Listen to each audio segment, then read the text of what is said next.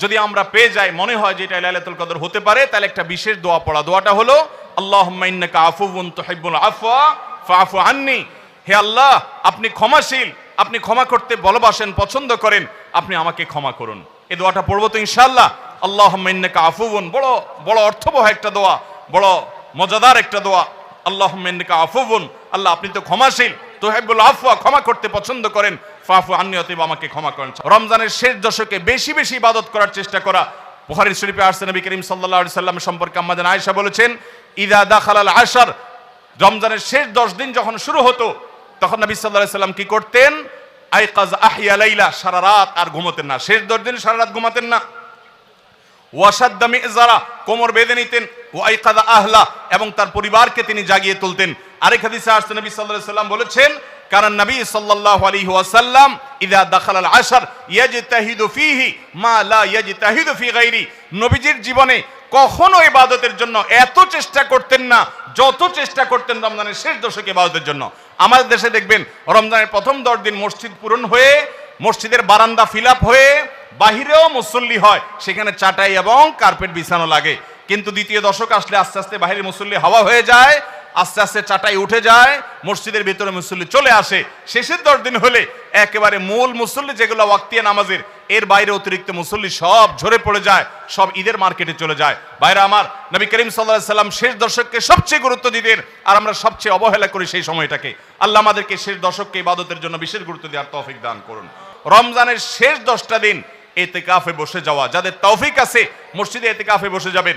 ভাইরা আমার, তৃতীয় হিজরিতে রোজা ফরজ হওয়ার পর নবী করিম সাল্লাল্লাহু আলাইহি সাল্লাম জীবনে কখনো রমজানের শেষ 10 দিন মসজিদে ইতিকাফে বসা ছাড়া সময় কাটান নাই।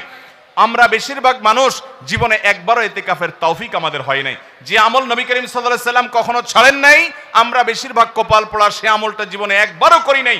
ইতিকাফের মানে হলো আপনি গাট্টি বস্কা নিয়ে, আপনার কাঁথা বালিশ নিয়ে, আপনার সব কাপড় চোপড় নিয়ে আপনি আল্লাহর চৌকাঠে এসে পড়ে যাওয়া।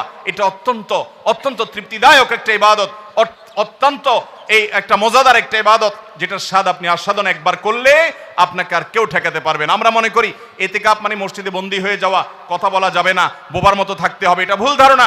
মসজিদে থাকলে প্রয়োজনে কথা বলতে পারবেন, আপনি ঘুমাতে পারবেন, আপনি অন্যান্য প্রয়োজনীয় কাজ, একান্ত প্রয়োজনীয় কাজও করতে পারবেন।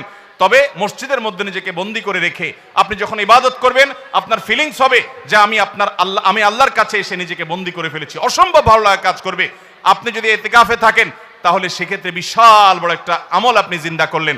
আমাদের দেশে অনেক মসজিদে ইতিকাফের জন্য লোক ভাড়া করা হয়, লোক ভাড়া করে ইতিকাফে বসাইলে সেটা গুনাহ হবে। যে ভাড়া করে রাখবে সেও গুনাহগার, যে ভাড়ার বিনিময়ে বসবে সেও গুনাহগার হবে। ইবাদতে কোনো টাকা পয়সা দেওয়া চলে না। অতএব ভাইরা আমার, ইতিকাফ আমরা করব তো ইনশাআল্লাহ। শবে কদরের কোনো আমল আছে কিনা? শবে কদরের আমল আছে ভাই। শবে কদরের সব ধরনের ইবাদতই করার চেষ্টা করতে হবে সাধ্য অনুযায়ী, যেগুলো করা সম্ভব হয়। বিশেষ করে কোরআন তেলাওয়াত করা, 2 রাকাত করে লম্বা কেরাত, লম্বা রুকু সিজদা দিয়ে যতটুকু পারেন নফল নামাজ পড়বেন।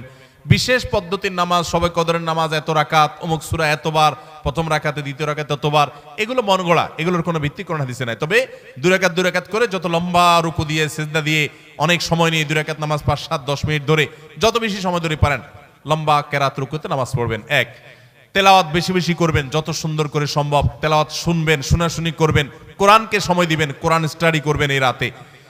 আর বিশেষ করে একটা দোয়া আম্মা জান আয়েশাকে রাদিয়াল্লাহু তাআলা আনহাকে নবী করিম সাল্লাল্লাহু আলাইহি ওয়াসাল্লাম শিক্ষা দিয়েছেন, আল্লাহুম্মা ইন্নাকা আফুউন তুহিব্বুল আফওয়া ফাআফু আন্নি। আল্লাহ আপনি ক্ষমাশীল, ক্ষমাকে ভালোবাসেন, আপনি আমাকে ক্ষমা করুন। আর আল্লাহর কাছে দোয়া, ইস্তেগফার, রোনাজারি, চোখের পানি ফেলা, গুনাহ মাফ চাওয়া, এগুলো করতে থাকবেন। দান সাদেকা করার সুযোগ থাকলে সেটাও করবেন। অর্থাৎ যে কোনো সাধারণ আমলই করবেন। হাদিসে বিশেষ করে এই দোয়াটার কথা বলা আছে, এটা আমরা লাইলাতুল কদরে পড়ব। সবে